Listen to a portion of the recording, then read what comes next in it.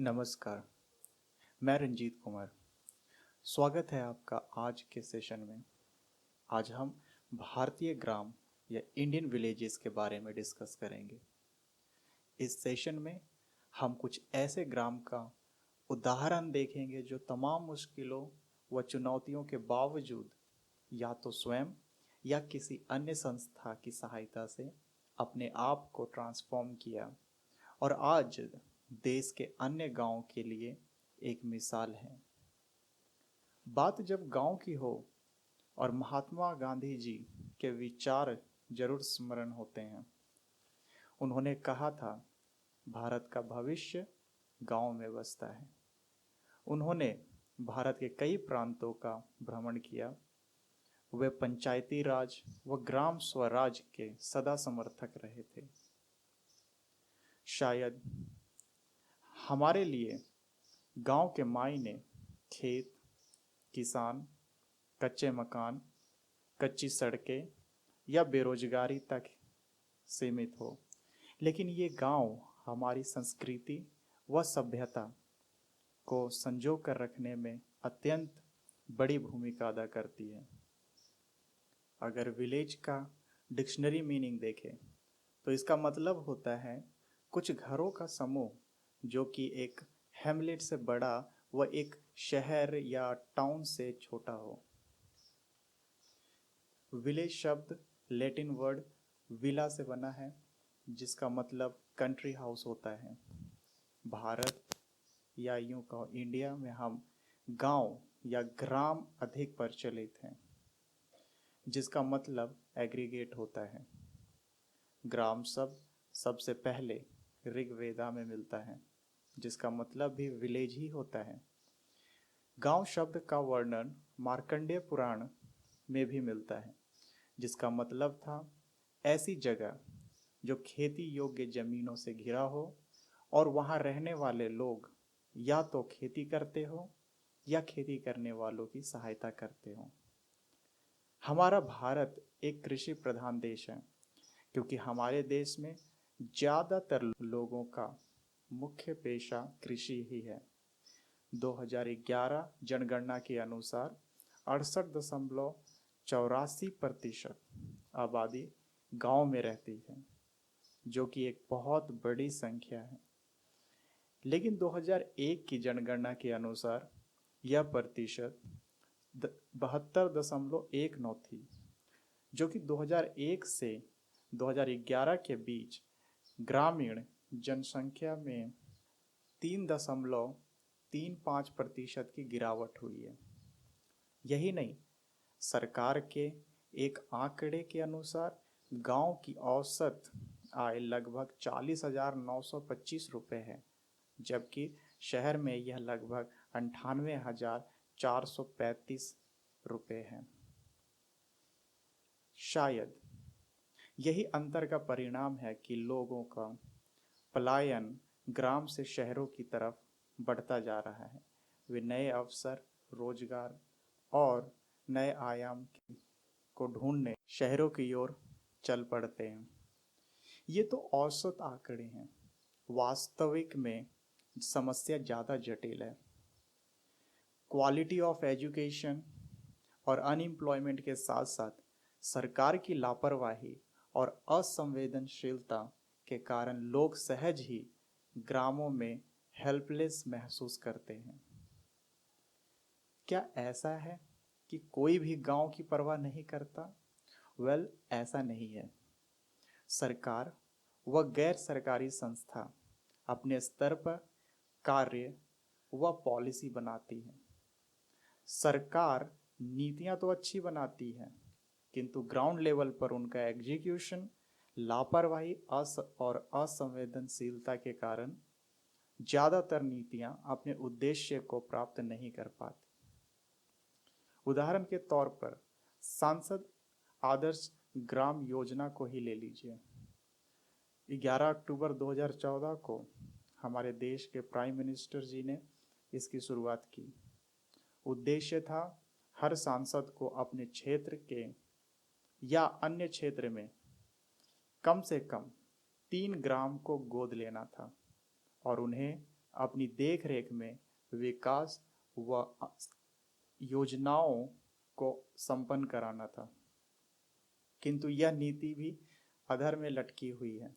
ज़्यादातर प्रतिनिधि की लापरवाही या अनदेखी के कारण यह नीति भी कई प्रांतों में ज़्यादा बदलाव नहीं ला पा रही। इस लापरवाही में अव्वल नंबर पर बिहार राज्य है, जहाँ पे 69.9% के आसपास प्रोजेक्ट्स इनकम्प्लीट है, जो अभी स्टार्ट ही नहीं हुए। और दूसरे नंबर पर राजस्थान, जिसमें 62.8% जो प्रोजेक्ट्स हैं वो स्टार्ट नहीं हो पाए। और तीसरे नंबर पे महाराष्ट्र, जिसमें 56.2% जो प्रोजेक्ट्स हैं वो अभी भी इनकम्प्लीट हैं या स्टार्ट होने का प्रतीक्षा कर रहे हैं। ओवरऑल इंडिया में देखिए तो 48.7% जो है प्रोजेक्ट्स वो 2019 जनवरी तक स्टार्ट ही नहीं हो पाए हैं। डेवलपमेंट का बेसिक पर्पस लोगों की जो क्वालिटी ऑफ लाइफ है उसको बेहतर बनाना, वाइल मेंटेनिंग बेसिक नीड्स। हमारी बेसिक नीड्स में स्वास्थ्य सेवाएं हैं, बेहतर शिक्षा, रोजगार व सुरक्षा आदि आते हैं। क्वालिटी ऑफ लाइफ की बात छोड़िए, अभी तो कई ऐसे ग्राम हैं जहां मूल सुविधाएं भी लोगों के पास नहीं है। यदि ग्राम को विकसित करना है तो उसकी शुरुआत बेसिक इंफ्रास्ट्रक्चर को सुदृढ़ करना होगा। बेसिक इंफ्रास्ट्रक्चर डेवलपमेंट हैं, जैसे waste management and sanitary, power, roads and bridges, schools and hospitals, affordable houses, water supply and irrigation solution। आइए कुछ ऐसे गांव का उदाहरण देखें जो खुद अपने आप में दूसरे गांव के लिए एक उदाहरण बन चुके हैं। ये ग्राम या तो स्वयं से या तो अन्य संस्था के सहयोग से इन्होंने अपने लोकल रिसोर्सेज को पहचाना और अपने ग्रामों में बेसिक इंफ्रास्ट्रक्चर विकसित किया, जिससे इन गांवों में नए अवसर खुले। इनमें से एक है धरनई ग्राम, बिहार। ये भारत का पहला फुली सोलर पावर्ड विलेज है। एक्चुअली में ये गांव काफ़ी सालों तक अंधेरे में रहा बिना बिजली के। फिर लोगों ने खुद ही इनिशिएटिव उठाया, ये जिम्मा उठाया और उन्होंने एक एनजीओ की सहायता से उन्होंने एक solar power micro grid install किया अपने ग्राम में। अब जो है ये ग्रिड 24/7 इस गांव को रोशनी देती है, इलेक्ट्रिसिटी देती है। और मोर देन 450 हाउस होल्ड्स हैं और 50 कॉमर्शियल इस्टेब्लिशमेंट्स हैं जिनको ये इलेक्ट्रिसिटी प्रोवाइड कराती है। नेक्स्ट ग्राम है मेंधा लेखा, महाराष्ट्र। ये इंडिया का पहला बैम्बू इकोनॉमी विलेज है। ये मूलतः एक ट्राइबल गांव है जहाँ पे आदिवासी लोग रहते हैं ज़्यादातर, और इन्होंने अपने लोकल रिसोर्सेज को पहचाना और बैम्बू कल्टीवेशन स्टार्ट किया। बैम्बू कल्टीवेशन एक बड़े पैमाने पे पेपर मिल है, पेपर इंडस्ट्री है, उनको रॉ मटेरियल के तौर पे चाहिए होता है। एंड ये लोग बड़े पैमाने पे इसकी बैम्बू की खेती करते हैं और इसे एज अ रॉ मटेरियल उन इंडस्ट्रीज़ को सेल करते हैं, जिससे इनकी इनकम है वो काफ़ी हद तक सुधरी और इनकी लाइवलीहुड में बहुत इन्हेंसमेंट हुआ। अगला ग्राम है आंचला, उड़ीसा। एक ज़माने में ये गांव भारत का सबसे गरीब गांव की श्रेणी में आता था, लेकिन अब ये सबसे खुशहाल गांव की श्रेणी में आता है। कारण यही है, उन्होंने अपने लोकल रिसोर्सेज को पहचाना, उसमें अपॉर्चुनिटी देखी और काजू की खेती का कल्टीवेशन शुरू किया और पूरा गांव इस प्रोफेशन को अडॉप्ट किया, इस कल्टीवेशन को अडॉप्ट किया और आज इनकी पर कैपिटा इनकम काफ़ी इम्प्रूव हो रखी। अगला ग्राम है पुंसारी, गुजरात। ये अपने आप में एक पॉजिटिव थिंकिंग और गुड गवर्नेंस का एग्जाम्पल है, बेहतरीन एग्जाम्पल है मैं कहूँगा, क्योंकि सिस्टम किसी भी लेवल का हो, चाहे सेंटर हो, स्टेट हो या पंचायत लेवल का हो, गुड गवर्नेंस अगर होती है तो वो दिखता है, और ये गांव उन सबको एक आईना दिखाता है जो कहते हैं कि सिस्टम सही से काम नहीं करता या गवर्नमेंट सही से काम नहीं करती ऐसा करके। लेकिन यहाँ के लोगों ने हर वो फैसिलिटीज़ मुहैया कराई जो एक आइडियल विलेज या लोगों के पास होनी चाहिए।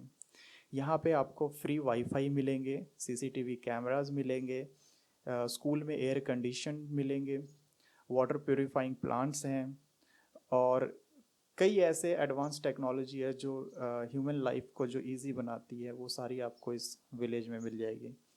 और इस विलेज में अपना एक प्राइमरी हेल्थ सेंटर है, और प्रॉपर स्ट्रीट लाइट है, और ड्रेनेज सिस्टम भी है। प्रत्येक घर में टॉयलेट है।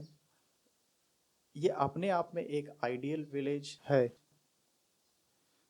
अगला है हिवारे बाजार, महाराष्ट्र। यह गांव मिलियनर का गांव है। ये भारत का सबसे अमीर गांव में से एक है। इनफैक्ट ये सबसे अमीर गांव है पूरे भारत का। ये ऐसा नहीं था कि ये हमेशा से ही अमीर रहा। ये गांव ने काफ़ी सुखाड़ देखा है, काफ़ी गरीबी देखी है, और काफ़ी गवर्नमेंट और सिस्टम की तरफ से अनदेखी भी देखी है। ये पूरा गांव एरिया ड्राउट प्रोन एरिया है, और लोगों ने समझा कि इन्हें खुद ही बीड़ा उठाना पड़ेगा, और इन्होंने स्टार्ट किया रेन वाटर हार्वेस्टिंग से। इन्होंने कई चेक डैम्स बनाए, और कई तालाबें खोदी, और कुएं खोदे, जिससे क्या हुआ कि इनका जो वाटर लेवल है, ग्राउंड वाटर लेवल है, वो इंक्रीज हुआ। और इन्होंने क्या किया, इन्होंने बैंक से टाई अप किया ताकि जो लोग हैं, गांव ग्रामीण हैं, उनको आसानी से लोन मिल सके कोई भी रोजगार या प्रोफेशन स्टार्ट करने के लिए, जो कि हुआ। और उन्हें लोन मिला, उन्होंने प्रोफेशन स्टार्ट किया, और इनकी आज पर कैपिटा इनकम हाईएस्ट है पूरे इंडिया में एज अ विलेज। तो ये था हमारे गांव के ऊपर एक छोटा सा विश्लेषण। आप कमेंट करके बता सकते हैं कि आपकी राय में ग्राम या विलेज के क्या मायने हैं। तो thank you so much. Please do like and subscribe the channel if you want more videos in future.